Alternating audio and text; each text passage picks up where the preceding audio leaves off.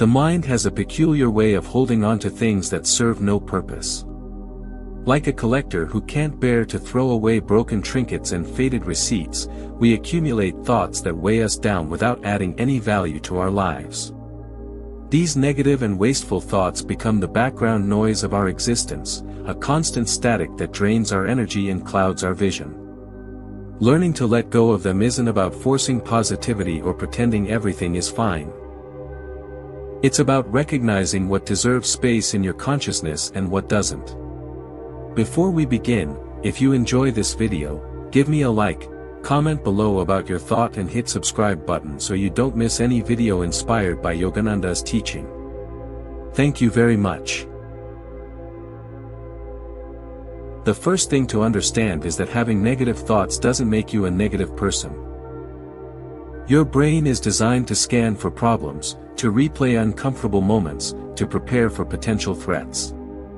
This was useful when our ancestors needed to remember which berries were poisonous and which predators lurked near the watering hole. But in modern life, this same mechanism causes us to replay an awkward conversation from 3 years ago at 2 in the morning, or to catastrophize about scenarios that will never happen. The thoughts themselves aren't the problem. The problem is when we treat every thought as important, as true, as something that requires our attention and emotional investment. Wasteful thoughts are the ones that loop without resolution. They're the mental equivalent of pacing back and forth in a small room. You might find yourself rehashing the same argument, imagining different versions of how you could have responded, building elaborate fantasies of vindication or revenge. Or perhaps you spend hours worrying about something completely outside your control, running through every possible terrible outcome like you're preparing for an exam on disaster scenarios. These thoughts feel productive because they're active, because your mind is working hard. But they're not actually moving you toward anything. They're just burning fuel. The practice of letting go begins with observation. You need to develop the ability to watch your thoughts without immediately identifying with them. This sounds simple, but it's one of the most challenging skills you can develop. We're so used to being our thoughts that the idea of separating from them feels strange, almost impossible. But thoughts are events that happen in your mind, not the totality of who you are. When you notice yourself spiraling into negativity or waste, pause. Don't judge it, don't fight it, just notice it. You might say to yourself, "I'm having the thought that I'm not good enough," rather than, "I'm not good enough." This small shift in language creates a gap between you and the thought, a space where choice becomes possible. That gap is where freedom lives. In that moment of recognition, you're no longer completely swept up in the current of your thinking. You're standing on the bank, watching the river flow. From this vantage point, you can ask yourself useful questions. Is this thought helping me? Is it true? Is it kind? Does it move me toward the person I want to be or the life I want to live? Often, the answer to all these questions is no. The thought is just there, repeating itself out of habit, like a song stuck on repeat that you forgot you could turn off. Letting go doesn't mean suppressing or denying. When you try to force a thought away, you often make it stronger. It's like being told not to think about a white elephant. Suddenly, that's all you can think about.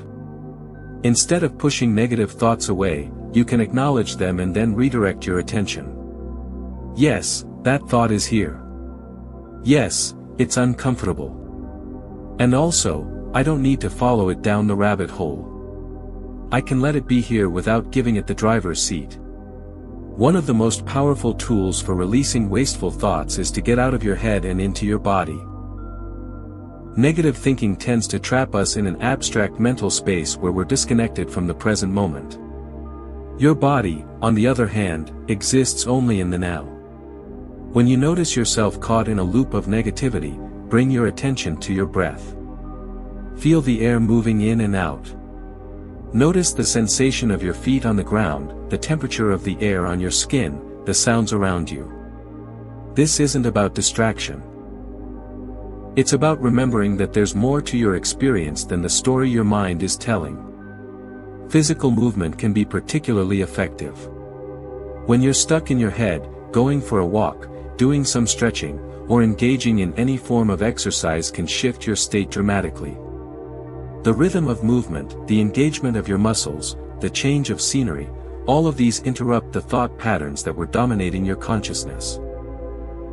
You might find that the problem that seemed so overwhelming when you were sitting still becomes more manageable after 20 minutes of walking. Or it might not change at all, but your relationship to it shifts. You gain perspective. Another aspect of letting go involves examining the stories you tell yourself about who you are. Many negative thoughts are rooted in deeply held beliefs about your identity. I'm not the kind of person who succeeds. I always mess things up.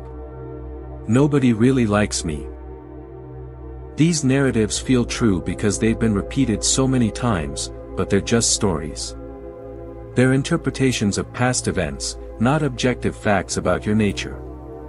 When you catch yourself reinforcing these stories, you can choose to question them. Where did this belief come from?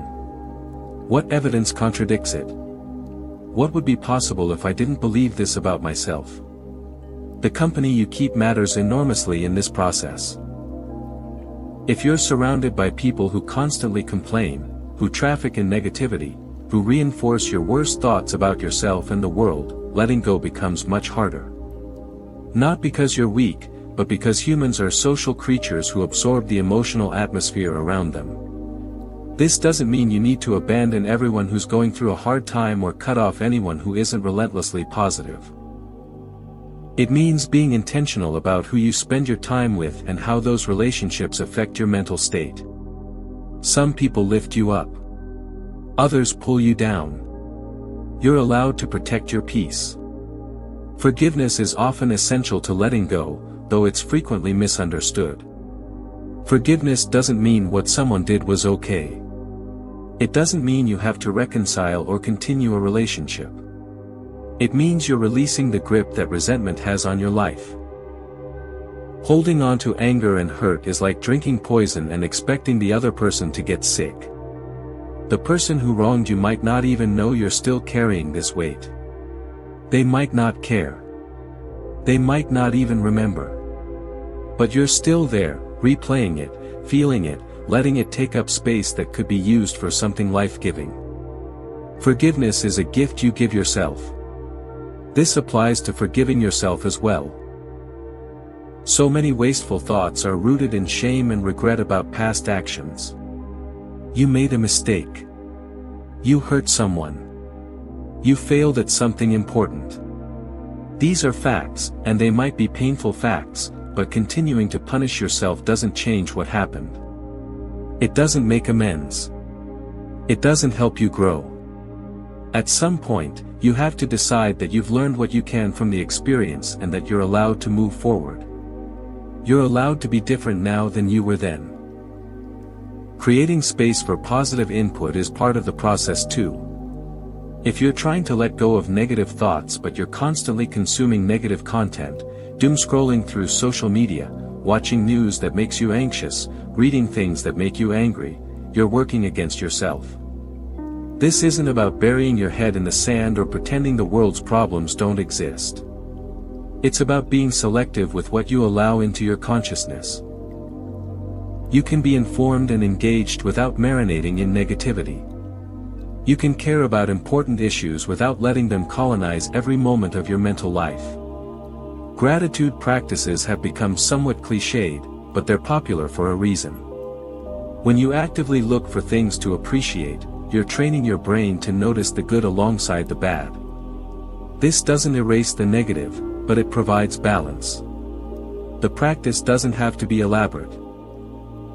You don't need a special journal or a perfect morning routine. You can simply pause at some point during the day and identify 3 specific things you're grateful for. Not generic things like, my family, but specific moments or details. The way the light looked this morning. The fact that you have clean water. A kind word from a stranger. The more you practice this, the more your brain starts to naturally notice these things without prompting. Meditation and mindfulness practices are incredibly valuable for learning to let go, though they're often misunderstood. The goal isn't to empty your mind or achieve some blissed-out state of permanent calm. The goal is to develop awareness of your thought patterns and the ability to choose where you place your attention.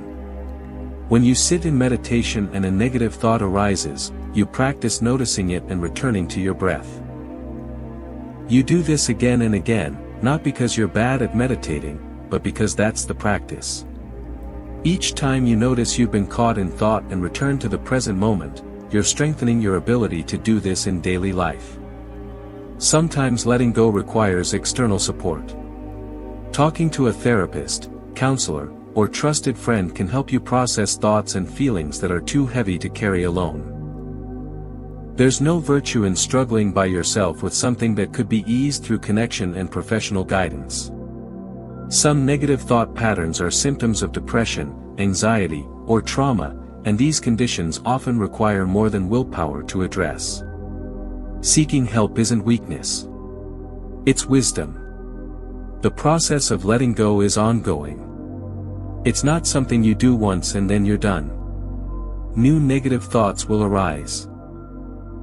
Old patterns will resurface, especially during times of stress or difficulty. This is normal. This is being human. The practice is in how you respond when you notice it happening. Do you berate yourself for having negative thoughts again? Or do you recognize what's happening with compassion and gently redirect your attention? The latter approach is far more effective and far more kind. Ultimately, letting go of negative and wasteful thoughts is about reclaiming your mental energy for things that matter. Every moment you spend ruminating on something that doesn't serve you is a moment you're not spending on something that does. It's a moment you're not present with the people you love. It's a moment you're not working toward your goals. It's a moment you're not experiencing the strange, brief, precious reality of being alive. You don't have unlimited moments. None of us do. How you use your attention is how you use your life. The thoughts will come. That's not something you can control. But you can control whether you invite them in for tea, whether you let them set up camp in your living room, whether you treat them as honored guests or as passing weather. You can develop the discernment to know which thoughts deserve your engagement and which ones you can simply let drift by. This discernment, this ability to let go, is one of the most valuable skills you can develop. It won't make your life perfect. It won't eliminate all difficulty or pain. But it will give you more space, more peace, more freedom to be who you actually are rather than who your negative thoughts insist you must be.